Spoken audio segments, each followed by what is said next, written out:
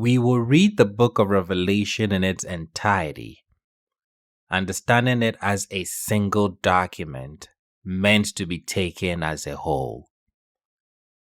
At the beginning of the book, we find messages sent to 7 churches located in the region of Asia Minor, which is now known as Turkey. The messages at the beginning of Revelation offer insights into the struggles confronting its original readers in their respective cities. In the middle of Revelation, scenes of great conflicts are shown to be part of a much larger picture, a cosmic battle between God and the Lamb, who brings salvation through self-sacrifice on one side, and forces of destruction led by a dragon and a beast on the other. The former leads to the new Jerusalem that promises life for all nations, while the latter's base is Babylon, which degrades and enslaves people or the nations of the world. The climax of the conflict is reached near the end, with evil finally being vanquished and justice triumphing over all, resulting in a world that's made anew. The use of symbols such as dragons, beasts, and lambs throughout the book is undoubtedly a source of curiosity. While some people believe these images were designed to be a secret code that would only be understood by those with a key to decode its meaning, I don't find this explanation persuasive. After all, as I mentioned in episode 1, Revelation was an apocalypse, a book meant to reveal truth and help give people a perspective on the world they live in. Using unique, vivid imagery and wild colors, the author paints a picture of power and evil, hope and despair, allowing readers to view the world around them with fresh insight. Through these stark contrasts of emotion and tone, fears are both soothed and heightened, resulting in an ultimately uplifting experience. When reading the book of Revelation, it is important to remember that the book was written with its first readers in mind. Therefore, our interpretation should always take into account how those living 2,000 years ago would have understood the text.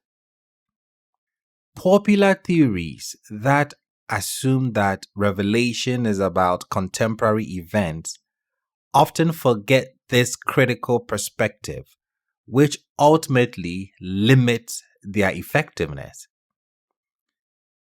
Examining Revelation through the lens of its original readers offers crucial insight into their lives and experiences.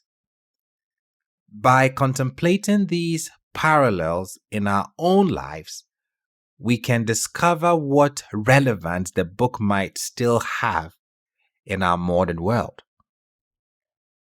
Now, Western culture has been heavily influenced by the book of Revelation throughout history. Its implications have sparked debate between different kinds of people from different backgrounds.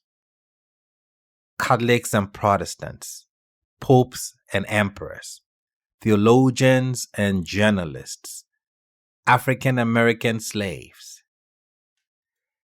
These all question what meanings the passages could hold for them.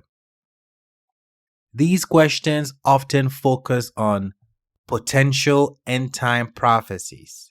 However, it is also important to consider how helpful or hurtful these interpretations can be to those searching for answers. We should further reflect on how people's expectations align with reality when their predictions don't prove true.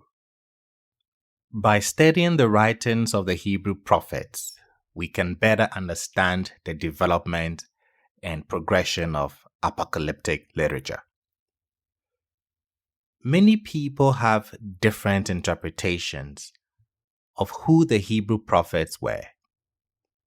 Some view them as social critics and reformers, while others see them as poets or religious philosophers.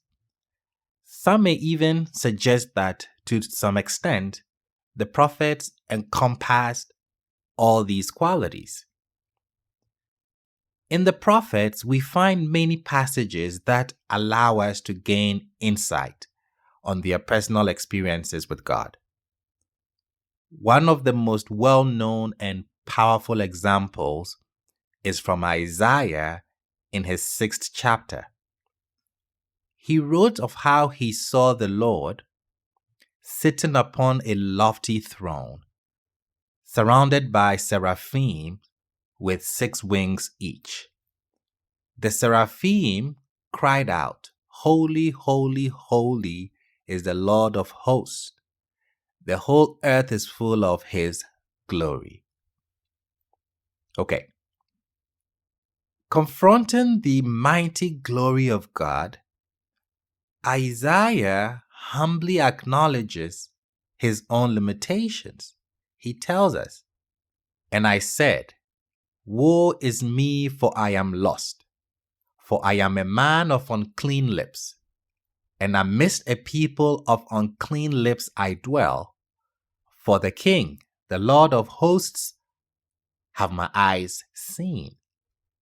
Ezekiel also had a vision of God's throne on wheels, drawn by 4 strange creatures with the face of a lion, an ox, an eagle, and a human being.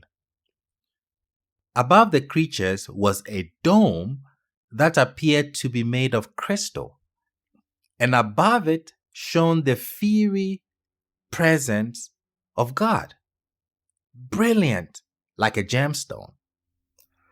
Overwhelmed by this majestic sight, Ezekiel fell down with his face to the ground. The writer of Revelation also had a strong sense of God, combining the imagery of Isaiah's 6-winged seraphs and the throne in heaven with Ezekiel's description of the crystal dome and 4 creatures. This apocalypse author was determined to bring people further into the divine mystery, to never keep them enclosed within their own universe. The prophetic writings also include commentaries on the problem of evil.